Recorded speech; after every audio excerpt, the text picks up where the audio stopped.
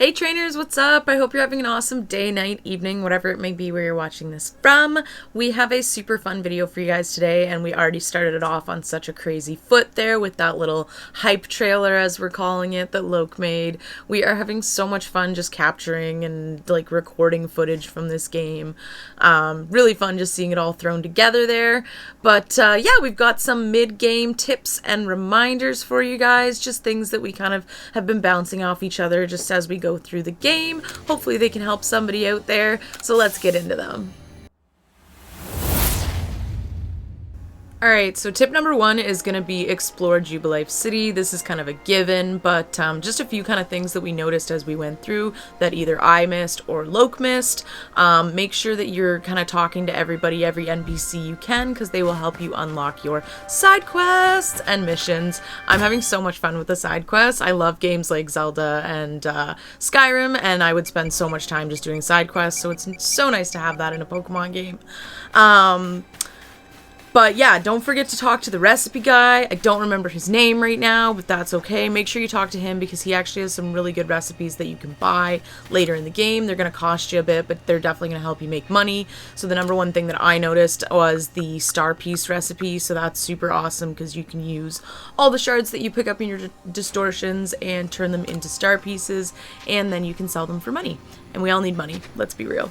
The other very important mission that Loke actually missed was the More Wares mission. So I really liked it just because it's going to help you unlock your field shopping guy will now carry like Ultra Balls and all that kind of stuff. But the story that goes along with it was really cute too as you interact with the two NPCs.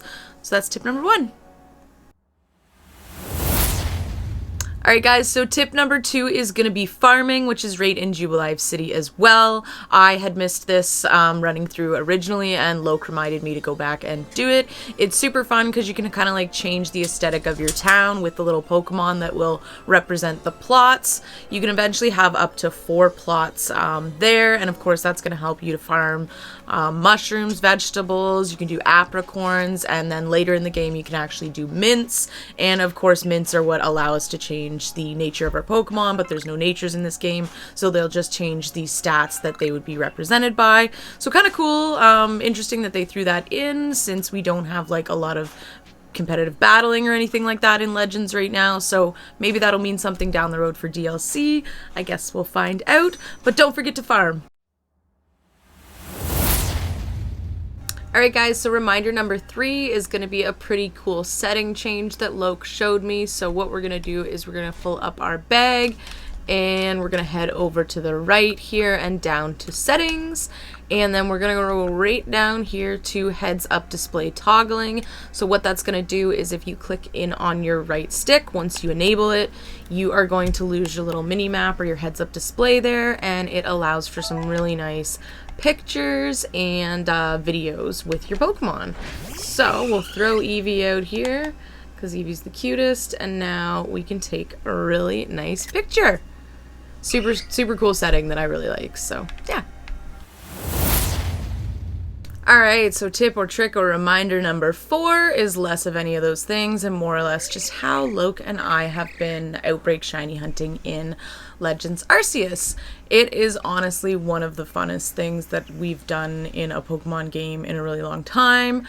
We're both kind of just addicted to it and keep going with them without continuing our main story.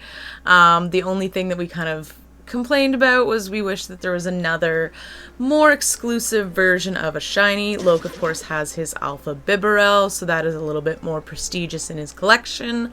But let's get into this. So one of the number one things that we kind of keep even reminding each other about is make sure you are prepared. So that means before you even leave Jubilife City, make sure your satchel is empty of anything you don't need and make sure it's full of things you do. So the things that you're going to want to bring or need to bring are going to be, of course, sticky globs, smoke bombs, love smoke bombs, stealth sprays. Stealth sprays are one of my favorite things. They're just bugworts and hoppo berries, I believe, but I'll get Loke to throw up a little picture here for you guys. I like just like stealthing around on Pokemon, so love those. Gotta make sure you have them. Oh, of course, you're going to want to make sure you have Pokeballs. Ultra Balls later in the game work best. And, of course, later in the game, the outbreaks that you're getting are going to be high-level Pokemon. So that just ups the game, just in the fact that if you do have to battle them, they're going to be more difficult, too. So make sure your team is prepared for that as well. Also, while you're doing your outbreak and you're catching your Pokemon, if you happen to come up to the outbreak and there is an alpha Pokemon, you're going to want to catch that guy first, just because it'll help the odds when the Pokemon respawns of being an alpha and shiny. I haven't had it happen yet, but that'll be something I'll be researching this evening. Another thing, too, is that the smoke bombs work on water. I don't know why I didn't think they would, but threw some smoke bombs in a quillfish outbreak, and it helped me immensely. So, yeah. Alright, so tip number 5, nothing crazy, but during battle, the little symbols beside each one of your Pokemon's moves actually represent its effectiveness. So the little kind of tiny circle is normal effectiveness, the X is no effect, the square is, or no, there is no square.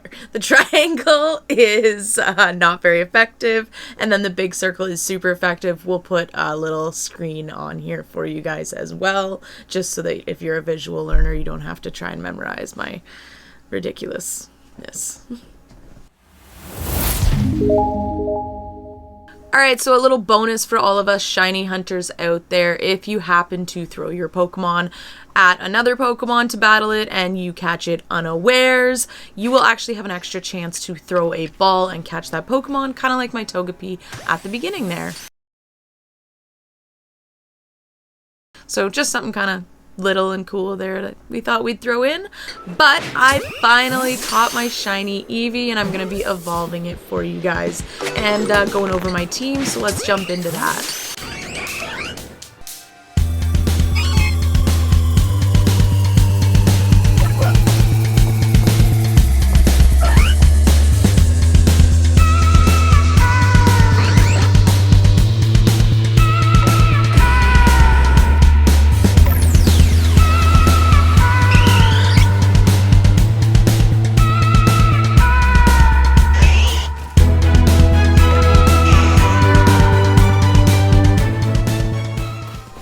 Alright guys, so that was my team overview. I am loving my little team that I have set up right now. Growlithe was a surprise, as well as Gabite.